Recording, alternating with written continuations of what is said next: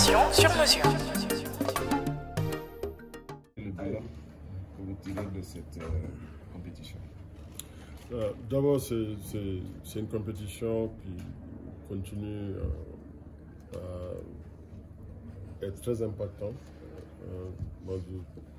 C'est une compétition à laquelle j'aime bien participer pour non seulement honorer le basketball féminin africain, mais aussi c'est une compétition au Sénégal, en tout cas, qui nous a valu beaucoup de titres de gloire. Et pour moi, hier, en participant à cet atelier que la commission du basketball féminin de la FIBA Africa a organisé avec Madame Ba, pour parler justement des voies et moyens de continuer la réflexion, pour vraiment pousser ce sport, pour encourager le plus grand nombre de jeunes filles à participer, à développer, à continuer à développer ce sport. Mais surtout, j'ai été très impressionné par la participation des grandes légendes du basketball féminin africain. Mamati Mbeng, Hall of Famer, Karisma Shangwana, Amsatou Maïgaba, Astou Ndiaye, Fatou Kinde Ndiaye, Fom Doka et puis Patricia Lorogno. Je pense que c'est déjà un très beau pas que la FIBA Afrique a entamé en essayant d'attirer ces légendes parce qu'ils ont beaucoup à apporter, ils ont de l'expérience, ils ont joué au plus grand niveau de notre sport, en WNBA et partout ailleurs dans le monde. Ils sont olympiennes, ils sont des joueuses qui ont vraiment porté leur maillot national. Je pense que c'est ce qu'il faut pour continuer d'inspirer la génération future. Et puis après, on a assisté à de très belles demi-finales. C'était les premiers matchs que j'ai vus. Le jeudi, d'abord, le Rwanda contre le Nigeria et puis le Sénégal contre le Mali. Très belle compétition. Je pense que le Rwanda est à féliciter et à saluer parce que quand même être dans le top 4 africain en si peu de temps. Et ça fait plaisir à voir, d'autant plus que d'abord notre compatriote Chassar qui est ici depuis quelques années, qui a fait un très bon travail. Je vois des jeunes joueurs qui se sont développés et maintenant voilà, qui portent le maillot du pays. Et puis je crois savoir que chez les garçons aussi à la CHAN, ils ont fini 3e. Pour montrer que quand on est comme le leadership ici, avec les intentions, le commitment, l'engagement pour développer ce sport et les investissements que le pays a décidé de faire, construire cette arena, le partenariat avec la Basketball Africa League, sur 3 ans et que maintenant on a renouvelé sur les 5 prochaines années. On voit le public qui vient même quand l'équipe locale ne joue pas. C'est juste pour dire qu'il y a quelque chose de très très fort et spécial qui se développe dans ce pays. Pour moi, je pense que le basketball africain en général doit voir nos modèles. Et ce n'est rien de magique ou de révolutionnaire. On sait que tout commence par le travail. Tout commence par l'engagement et puis voilà, la passion va se développer chez les jeunes, de créer des opportunités de participer au sport et c'est comme ça que les bonnes choses arrivent dans le sport. Est-ce à dire quelque part que le basketball féminin en Afrique est en bonne santé aujourd'hui? Je pense qu'il y a encore, on en a parlé pendant l'atelier, il y a énormément de travail à faire pour attirer plus de filles dans le sport. Il y a un certain, comment dire, il y a quand même une certaine stratification parce qu'on voit les mêmes équipes au top. Bon, c'est rafraîchissant de voir une équipe comme le Rwanda pointer dans le top 4. Bon, l'Ouganda, c'est toutes ces nouvelles équipes qui viennent. Mais bon, ça reste, on voit le Sénégal, le Nigeria, le Mali. J'avais vu le Cameroun à la dernière édition, je pense que jouant à Yaoundé, ils avaient montré de bonnes choses, mais il y a encore du travail à faire. Mais moi je pense que le travail, le focus, c'est de vraiment profiter des opportunités comme l'Afrobasket pour ce qu'ils ont organisé hier, ce workshop, et on aurait souhaité voir encore plus de monde participer.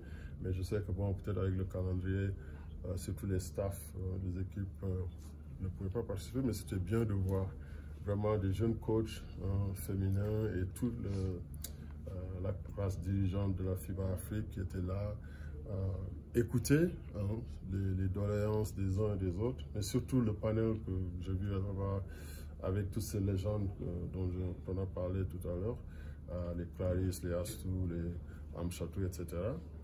Et de voir leur déclaration d'intention de vraiment vouloir s'impliquer. Et c'est ce que je leur dis toujours, c'est que c'est quand même une responsabilité que nous avons, parce que c'est ce sport qui nous a tout donné, et ils en sont conscients. Et c'était très très bien de les voir ici.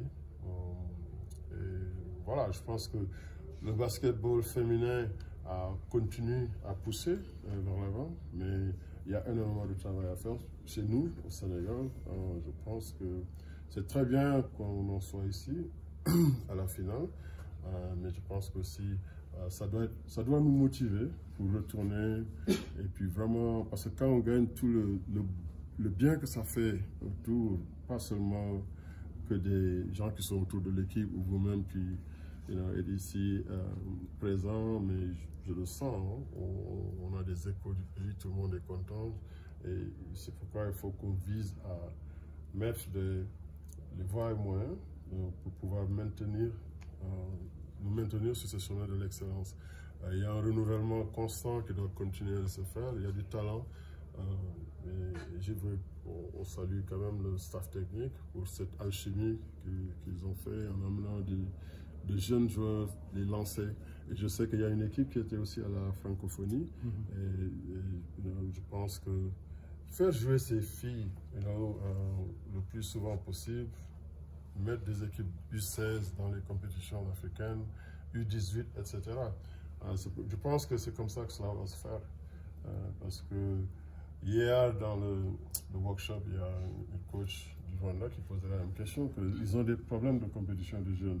Ce n'est pas seulement une question de participation, parce qu'elle disait qu'il y a des camps qui s'organisent partout, et au Sénégal, pareil, il y a des camps qui s'organisent, les filles s'entraînent, mais il faut de la compétition, il faut des championnats de jeunes, il faut que ces jeunes compétissent, que ce soit au niveau scolaire ou au niveau des clubs. C'est la clé. Parce que c'est important qu'on ait quand même une participation des filles à tous les niveaux de ce sport. On voit l'expertise que ces légendes comme Astou, ou Mamati, ou Amsatou, ou Clarisse, ils ont gagné à travers le monde. Ce serait dommage si on ne peut pas les voir contribuer. Il faut aussi, je le disais hier, oui, c'est vrai qu'il faut que la place leur soit, les choses leur soient ouvertes, mais aussi qu'elles n'attendent pas. Parfois, il faut qu'on soit motivé. Je veux dire que si c'était juste, si je devais m'arrêter à cause d'obstacles, il y a longtemps que je serais parti faire autre chose. Mais bon, on a des objectifs, on sait qu'on peut faire des choses. Je crois que c'est dans la nature de l'être humain de vouloir faire en tout cas, comme je le vois, des choses plus grandes que juste notre individu. Okay. Quelque part, c'est une manière de demander aux anciens une meilleure implication dans le développement du basket africain. Oui, non, absolument. Elles sont impliquées, chacun à sa manière. Et je sais que Clarisse a sa fondation, elle fait de bonnes choses au Mozambique. Amchatou a sa fondation, elle fait de bonnes choses au Mali. Pareil avec Astou et Mfam ou Doka.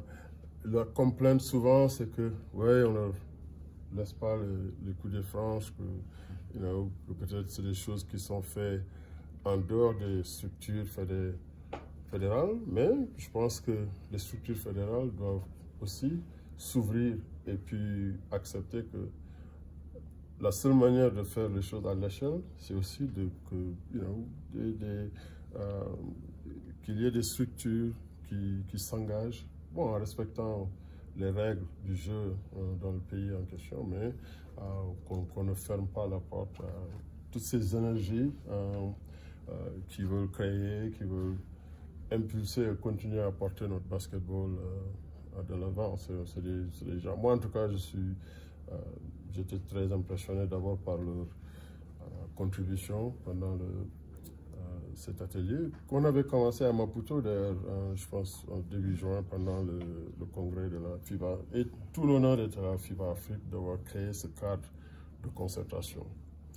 En tout cas, on est partenaire avec la FIBA Afrique sur la Basketball Africa League. Il y a des discussions, il y a des conversations, mais je suis sûr que quelque chose va voir le jour.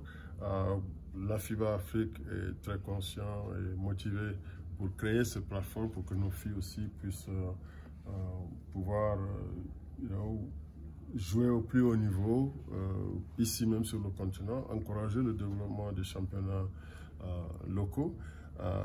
Bon, on n'a pas nécessairement à le faire dans le cadre de la Basketball Africa League, mais la FIBA Afrique, je suis sûr, la compétition qu'ils ont organisée l'année dernière, je pense, au Mozambique, je crois qu'au Sénégal, la ville de Dakar avait participé. Ça, c'est des initiatives que nous sommes prêts à soutenir.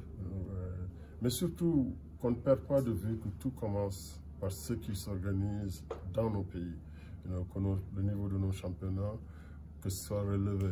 Aujourd'hui, on a toujours un problème que, bon, je suis sûr que j'ai discuté avec la présidente de la Jeanne d'Arc. Je pense que des personnes comme elle, qui sont vraiment visionnaires et qui ont envie de faire de bonnes choses pour retenir le talent qu'ils ont dans leurs équipes au sein de leur effectif. Mais je sais que ça va toujours être des challenges parce que quand j'ai vu aujourd'hui un jeune Jean-Jacques Boissy qui a éclaté pendant la BAL, bon, la Jeanne d'Arc n'a pas pu le retenir. Et on ne va pas quand même forcer ces jeunes à ne pas saisir les opportunités qu'ils ont. Mais nous allons continuer à travailler pour créer des opportunités qui vont être compétitives. Que ces jeunes, la Jeanne d'Arc ou l'AS Douanes, le Duc, vont avoir les moyens, dans un futur très proche, de pouvoir compétir avec ces équipes, en tout cas de division 3 ou je ne sais pas quoi, en France ou en Europe. On veut que ces jeunes restent parmi l'élite de nos pays, qu'ils puissent retourner participer avec les équipes nationales. C'est ce qui va se faire au niveau des clubs.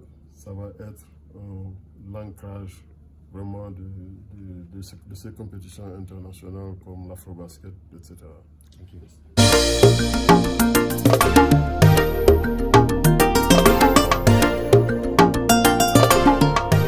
Dakar 24 Info, l'information sur mesure.